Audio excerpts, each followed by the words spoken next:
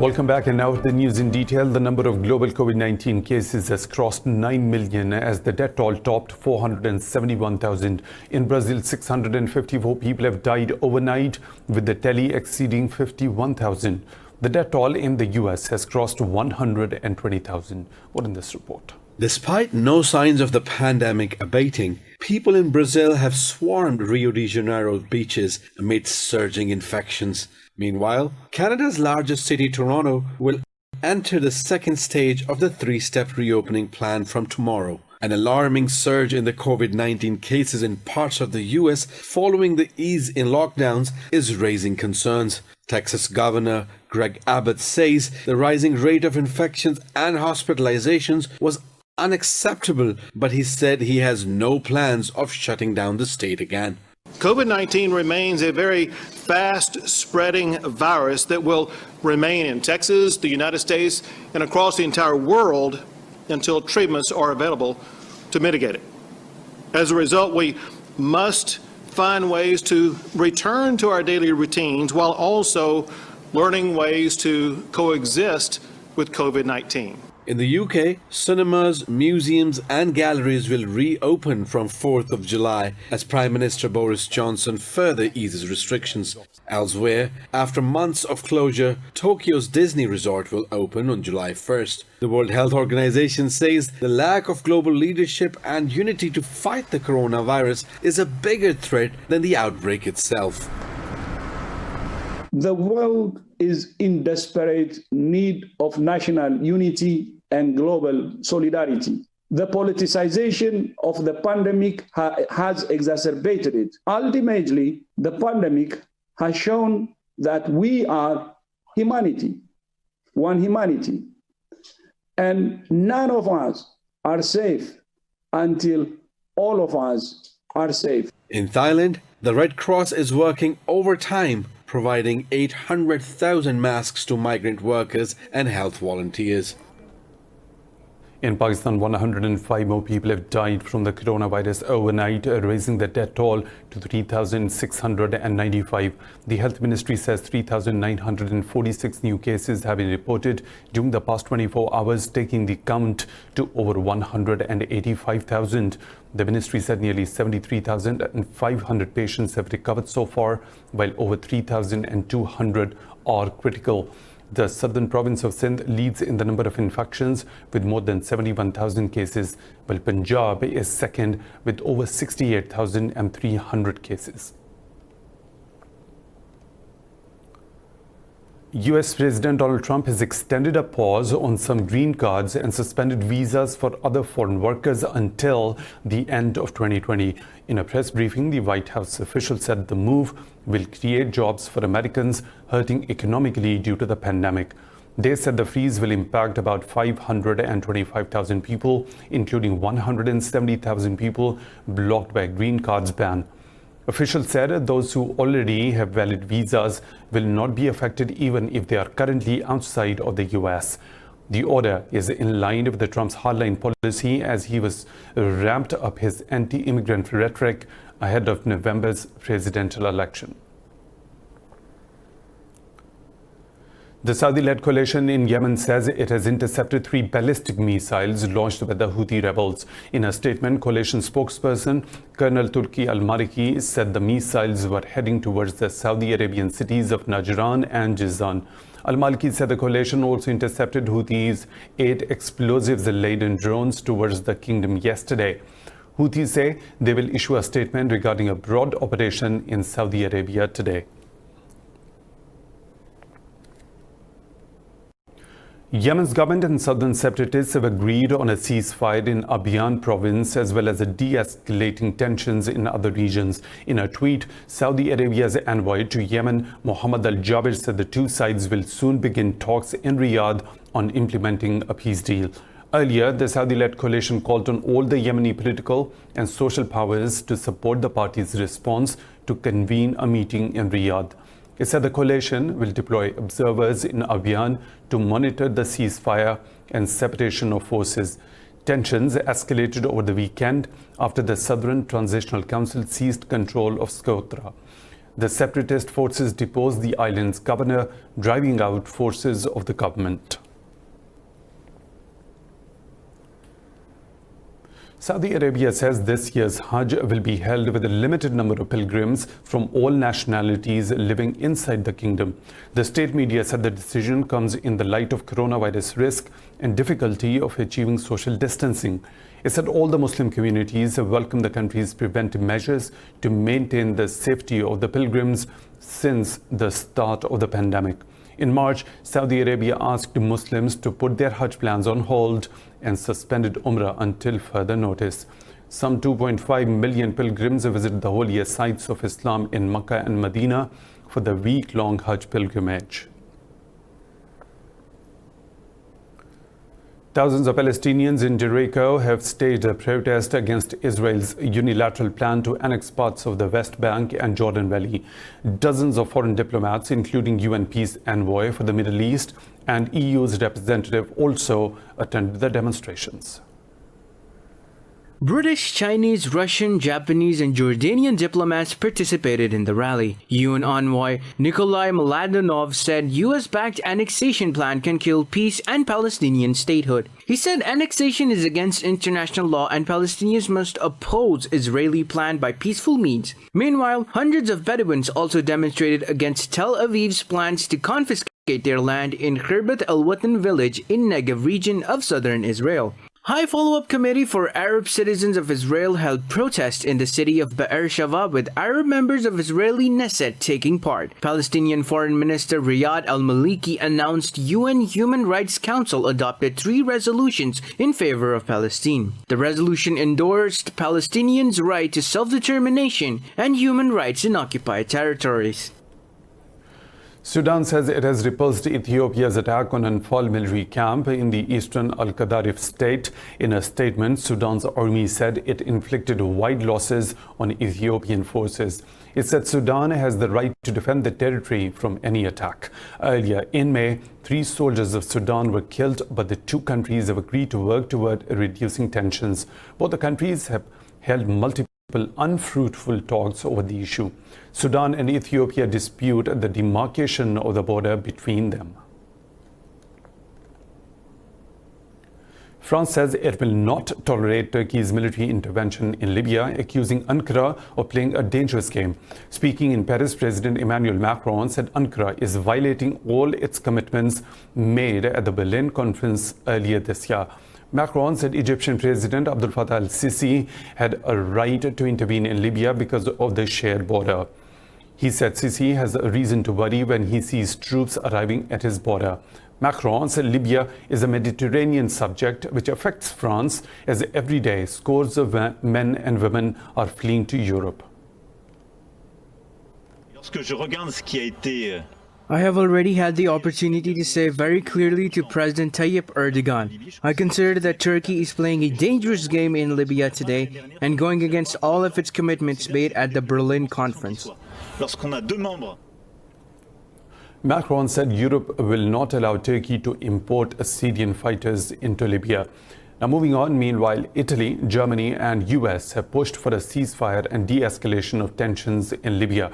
This comes after Egypt's warning that it will intervene militarily if Turkish-backed forces attack the strategic city of Sirte.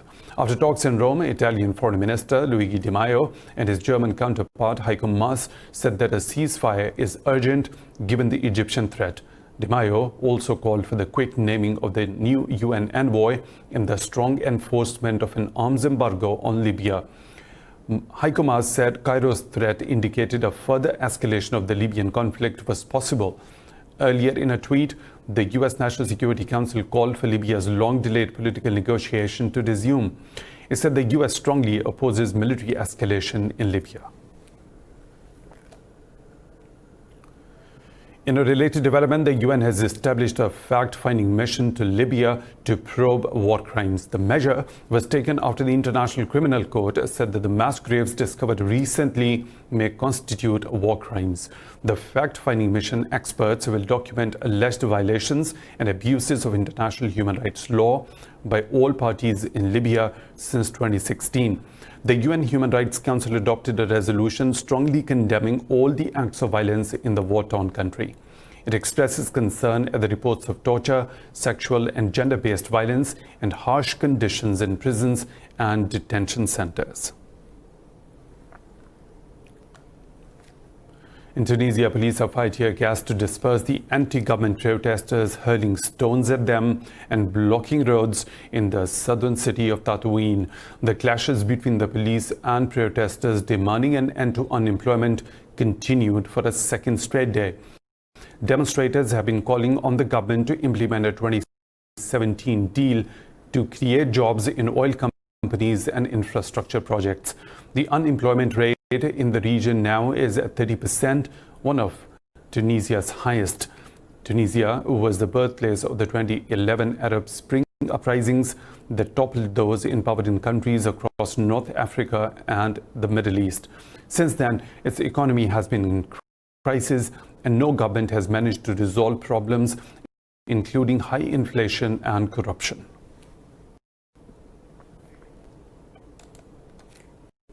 More stories to follow, but right after a short break. Stay tuned.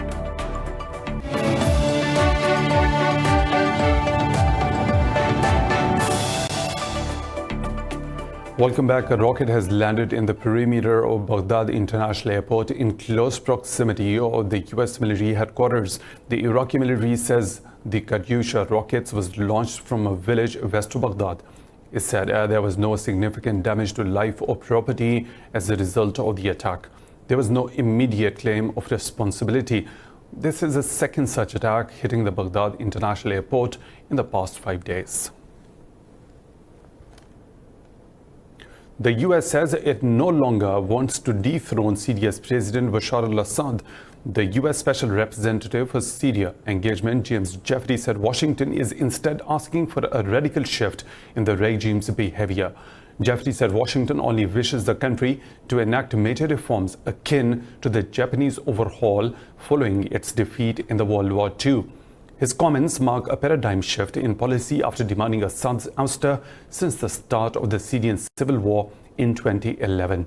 Jeffrey said the latest US sanctions are not meant to torpedo the economy, but to stop Assad and his allies from profiting from the conflict. Earlier last week, Washington imposed new sanctions on the Syrian government, targeting 39 new entities. The US has strongly condemned the attack against the Afghan Attorney General's lawyers working to facilitate prisoners' release. In a tweet, Washington's envoy Zalmay Khalilzad said domestic and foreign spoilers are trying to disrupt and delay the peace process.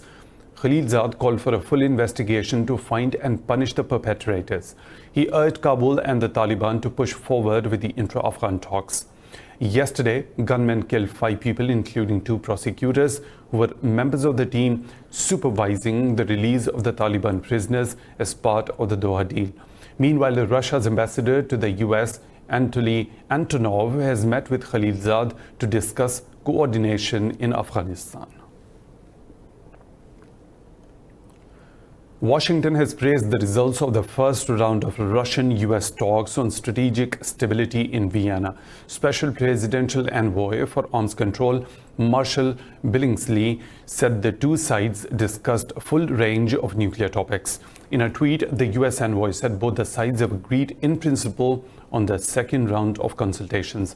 The 10-hour Russian-US consultations on strategic stability were held behind closed doors. Deputy Foreign Minister Sergei Ryabkov led the Russian delegation.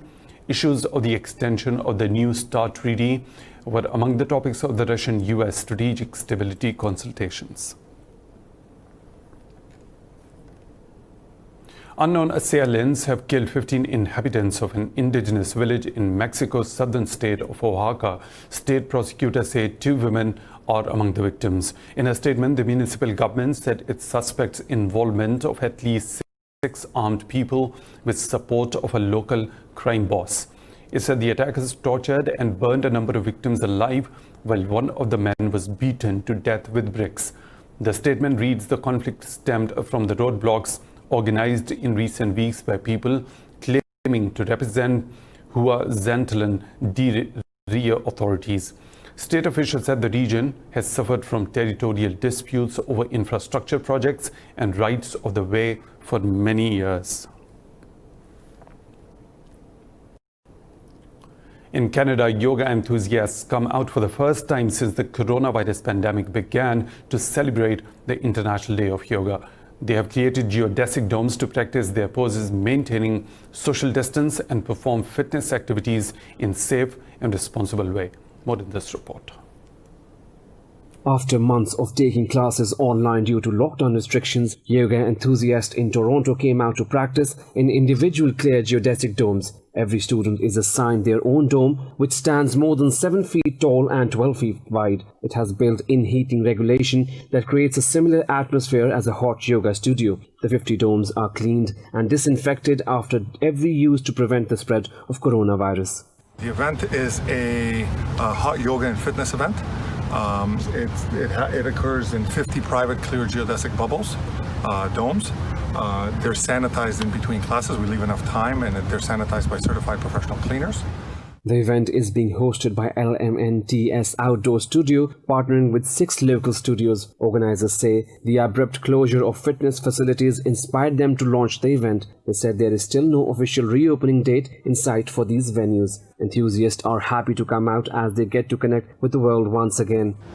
The domes were pretty cool because I was able to get like a bird's eye view of all the students. So I felt like even though I wasn't able to obviously physically connect or touch any of my students to adjust them, it was really easy to like point people out and connect with them in a moment in their dome. So especially after teaching on Zoom for the last few months, it was a really great change. The event is set to last until July 31st.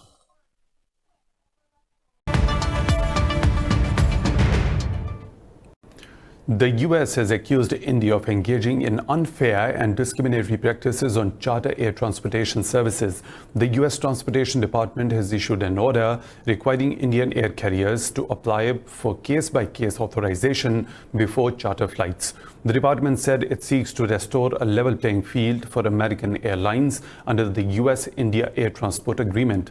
The ruling said Delhi had banned all scheduled services and stopped approving US carriers for charter operations.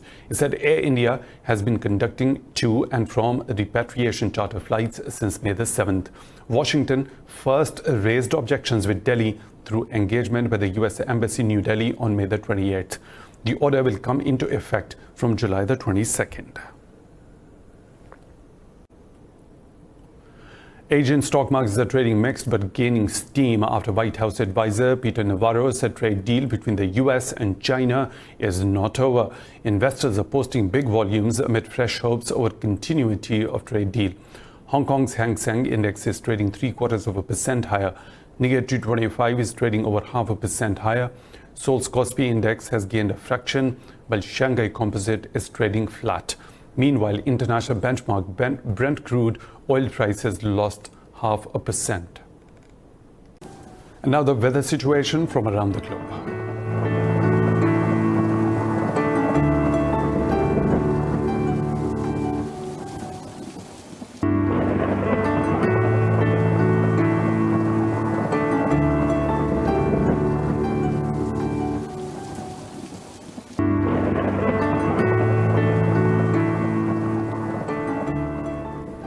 And that's all for now. With the latest updates, you can follow us on social media at Indus News.